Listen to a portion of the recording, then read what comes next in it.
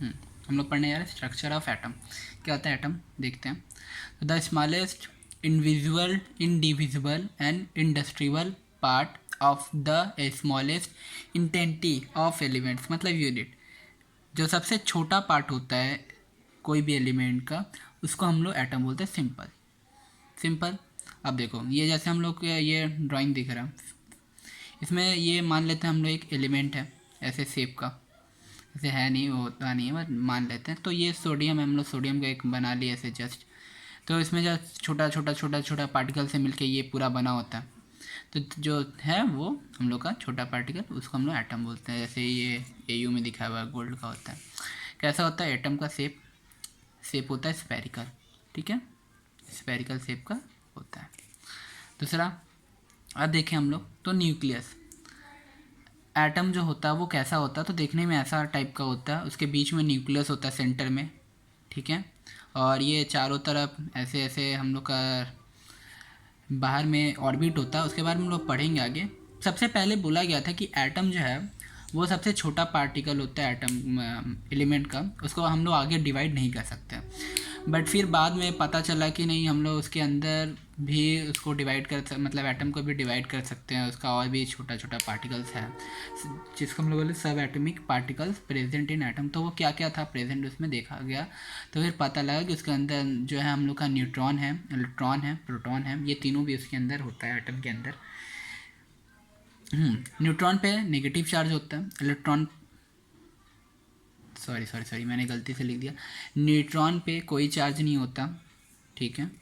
Electron पे negative charge होता है, और प्रोटॉन पे पॉजिटिव चार्ज होता है, ठीक है। याद रखना, गलती से लिखा गया था। न्यूट्रॉन पे कोई चार्ज नहीं होता, हमेशा नो चार्ज, ठीक है। और इलेक्ट्रॉन पे सिर्फ नेगेटिव चार्ज और प्रोटॉन पे पॉजिटिव चार्ज होता है, ठीक है। अब देखो, अब हम लोग जानेंगे कि ये होता कहाँ पे एटम के अंदर, मतलब सही से इसका जगह कहाँ है, न्यूट्रॉन कहाँ होता है, इलेक्ट्रॉन कहाँ होता है, प्रोटॉन कहाँ होता है। तो इसको हम लोग अच्छे से जानेंगे तो वो पता चल जाएगा हमको। तो हम लोग फिगर बना कर देखते हैं। जैसे कि देखो, ये रहा हम लोग का, ये मान लेते हैं हम लोग एक एटम है और ये हम लोग का सेंटर है। तो ये जो सेंटर है हम लोग का, इसके अंदर होगा हम लोग का प्रोटॉन प्लस न्यूट्रॉन, और इलेक्ट्रॉन जो होता है वो इन सब जो ऑर्बिट है, ये हो गया, ये हम लोग का जो ऑर्बिट है, ये सब ऑर्बिट में इलेक्ट्रॉन हम लोग का घूमता रहता है। ओके, समझ में आ गया। ये जो होता है अंदर में, ये न्यूक्लियस होता है, इसको हम लोग न्यूक्लियस बोलते हैं। और इसके अंदर ही हम लोग का क्या होता है, प्रोटॉन और न्यूट्रॉन एक साथ में होता है, ठीक है।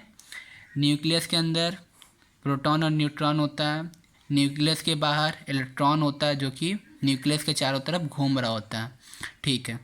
अब देखो, प्रोटॉन पे हम लोग को पता है कौन सा चार्ज होता है, पॉजिटिव चार्ज होता है। और न्यूट्रॉन पे कौन सा चार्ज होता है, कोई चार्ज नहीं होता, नो चार्ज। हमेशा याद रखना, न्यूट्रॉन पे कोई चार्ज नहीं होता। फिर इलेक्ट्रॉन जो है, अब इलेक्ट्रॉन पे क्या है हम लोग का, नेगेटिव चार्ज है ना, नेगेटिव चार्ज होता है, ठीक है। अब देखो, यदि हम बोले तुम लोग को कि एटम पे कोई चार्ज नहीं होता, तो कैसे नहीं होता। एटम पे कोई चार्ज नहीं होता, इसका सिंपल सा मतलब ये होता है कि जो हम लोग का न्यूक्लियस होता है, हम लोग का जो न्यूक्लियस है ये वाला, इसमें पॉजिटिव चार्ज है। क्यों? क्योंकि न्यूट्रॉन पे तो कोई चार्ज होता नहीं है, तो जो प्रोटॉन पे चार्ज होगा वही होगा। मतलब न्यूक्लियस पे कौन सा होता है, पॉजिटिव होता है। न्यूक्लियस पे पॉजिटिव होता है और चारों तरफ जो होता है वो नेगेटिव चार्ज होता है उसके। और एटम जो है पूरा, उसके ऊपर ओवरऑल कोई चार्ज नहीं होता। इसका सिंपल मीनिंग्स होता है, मतलब कि हम लोग का प्रोटॉन जो होगा और न्यूट्रॉन जो होगा वो सेम नंबर में होगा, तभी हो सकता है पॉसिबल एटम पे कोई चार्ज नहीं होता। इसका मतलब ये होता है सिंपल कि प्रोटॉन का जो पॉजिटिव चार्ज होता है वो एकदम सेम होता है, इलेक्ट्रॉन का नेगेटिव चार्ज सेम नंबर में होता है, दोनों चार्ज, इसीलिए दोनों एक दूसरे को मिलकर नेगलेक्ट कर देता है, इसीलिए एटम पे कोई चार्ज नहीं होता। इसीलिए एग्जाम में जब भी पूछे कि न्यूक्लियस पे कौन सा चार्ज होता है, तो हम लोग क्या बोलेंगे, न्यूक्लियस पे हम लोग का पॉजिटिव चार्ज होता है। और एटम पे क्यों चार्ज होता है, कौन सा होता है, वो नेगेटिव चार्ज होता है। और यदि पूछे कि एटम पे कोई चार्ज क्यों नहीं होता जबकि हम लोग का न्यूक्लियस पे पॉजिटिव चार्ज होता है, तो हम लोग सिंपल बोलेंगे कि the number of positive charge in the nucleus is same equal to the negative charge of the electron. Same होता है इसीलिए नहीं होता, सिंपल। अब देखो, अब हम लोग का जो न्यूक्लियस है उसके अंदर क्या होता है, प्रोटॉन और न्यूट्रॉन होता है। इसको दोनों को हम लोग आपस में एक साथ मिलाकर हम लोग न्यूक्लियॉन्स बोलते हैं। क्या बोलते हैं, nucleons. The both proton and neutron present in nucleus and together they are called nucleons. ये दोनों का प्रेजेंट एक साथ में हम लोग इसको बोलते हैं न्यूक्लियॉन्स। न्यूक्लियस के अंदर होता है इसीलिए इसको हम लोग बोलते हैं न्यूक्लियॉन्स, ठीक है। अब देखो, electron negative charge, proton positive charge, neutron कोई चार्ज नहीं, ठीक है। अब देखो चार्ज का हम लोग का दिया हुआ ये 0 कूलम होता है। 1.6 इंटू 10⁻⁻90 कूलम होता है प्रोटॉन पे। न्यूट्रॉन पे 1.6 इंटू 10⁻⁻19 कूलम। देखो सेम है, इसीलिए दोनों का चार्ज जो है निगलेक्ट कर देता है और एटम पे कोई चार्ज नहीं होता। क्यों होता है निगलेक्ट, क्योंकि प्रोटॉन पे पॉजिटिव होता है नेगेटिव होता है, सेम नंबर में पॉजिटिव नेगेटिव मिलके आपस में निगलेक्ट कर देता है। मास देखें तो हम लोग, मास होता है इलेक्ट्रॉन का 1.67 इंटू 10⁻27 kg, और न्यूट्रॉन का क्या होता है 9.1 इंटू 10⁻31 kg, जो कि बहुत कम होता है, इसलिए हम लोग निग्लिजिबल मानते हैं, बहुत कम होता है। हाँ, ये कूलम जो, ये सी जो है वो कूलम में ऐसा यूनिट है, याद रखने का। अब देखो, अब डिस्कवरी कौन कौन किया था वो याद रखना बहुत ज़रूरी है। न्यूट्रॉन का डिस्कवरी कौन किया था, तो चैडविक नाम के जो साइंटिस्ट थे वो न्यूट्रॉन का डिस्कवरी किए थे। प्रोटॉन का कौन किया था, तो गोल्डस्टीन नाम के जो साइंटिस्ट थे उन्होंने किया था।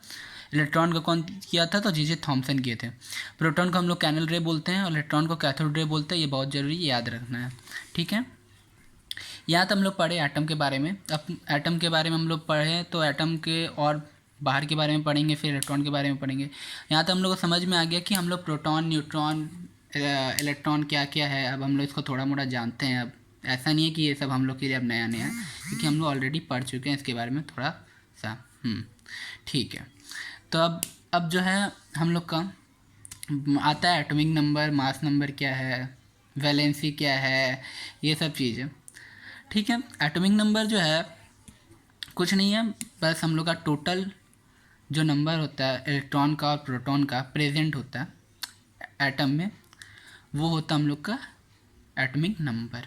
ये मत सोचना कि टोटल नंबर ऑफ़ इलेक्ट्रॉन और प्रोटॉन दोनों जोड़ के, नहीं, टोटल नंबर ऑफ़ इलेक्ट्रॉन या टोटल नंबर ऑफ़ प्रोटॉन दोनों अलग अलग, क्योंकि सेम होता है दोनों का नंबर। तो इलेक्ट्रॉन लो या प्रोटॉन लो, दोनों जो होता है जितना होता है वो हम लोग का होता है एटॉमिक नंबर। जैसे कि अब हम लोग बोले कि सोडियम लेते हैं, एग्जांपल में सोडियम ले लेता हूँ मैं, तो सोडियम का 11 है। इसको हम लोग जेड से भी रिप्रेजेंट कर सकते हैं, एटॉमिक नंबर को जेड से रिप्रेजेंट करते हैं, ठीक है। तो एटॉमिक नंबर हम लोग का 11 है। इसका मतलब ये हुआ कि हम लोग का सोडियम में इलेक्ट्रॉन नंबर जो होगा वो भी 11 होगा और प्रोटॉन का नंबर जो होगा वो भी 11 ही होगा, ठीक है। तो इससे तो हमको ये पता चल गया कि यदि हमको एटॉमिक नंबर पता हो तो हम लोग उससे एटम का ये बता सकते हैं कि उसका अंदर इलेक्ट्रॉन कितना होगा और प्रोटॉन कितना होगा, सिंपल। अब दूसरा चीज़ आता है हम लोग का पास, मास नंबर क्या होता है। मास नंबर को ए से रिप्रेजेंट करते हैं, जैसे कि हम लोग एटॉमिक नंबर को जेड से करते थे। मास नंबर में क्या होता है, the sum of total number of proton and that of neutron present in atom of given element is called mass number. जो टोटल नंबर में प्रोटॉन और न्यूट्रॉन होता है अंदर में, दोनों का सम मतलब वो होता है हम लोग का मास नंबर। देखो जैसे कि एग्जांपल Na है, तो Na में हम लोग देखे ही थे, यहाँ पे 11 प्रोटॉन था ना, 11 प्रोटॉन प्लस 12 न्यूट्रॉन मिला के जो सम होता है वो होता है 23, और ये होता है हम लोग का मास नंबर। हम लोग का एटम का जो मास नंबर मतलब क्या हुआ, वो मास है उसका, वो बता रहा है इतना मास है, इसका मास नंबर है, ठीक है। अब जो है हम लोग मास नंबर जान गए, प्रोटॉन जान गए, न्यूट्रॉन जान गए, कैसे निकालते हैं। अब हम लोग को यदि एग्ज़ाम में दिया हो कि एटॉमिक नंबर दे दे किसी का, बोले कि मान लेते हैं हम लोग कि चलो मैग्नीशियम का है, हम लोग का 12 है एटॉमिक नंबर, ठीक है। तो हम लोग से पूछ ले कि इसका बताओ इलेक्ट्रॉन कितना है इसमें, तो प्रोटॉन कितना है, तो हम लोग सिंपल बता सकते हैं कि मैग्नीशियम में होगा हम लोग का 12 इलेक्ट्रॉन और 12 ही प्रोटॉन होगा, ठीक है। अब देखो, अब तुमसे न्यूट्रॉन वो तब तक नहीं पूछेगा जब तक तुम्हारे को वो मास नंबर नहीं दिया हो। बिना मास नंबर का तुमसे कभी भी न्यूट्रॉन नहीं पूछेगा, मास नंबर देगा तो पूछेगा, या तो न्यूट्रॉन देगा तो मास नंबर पूछेगा, याद रखना। इतना होता हम लोग का।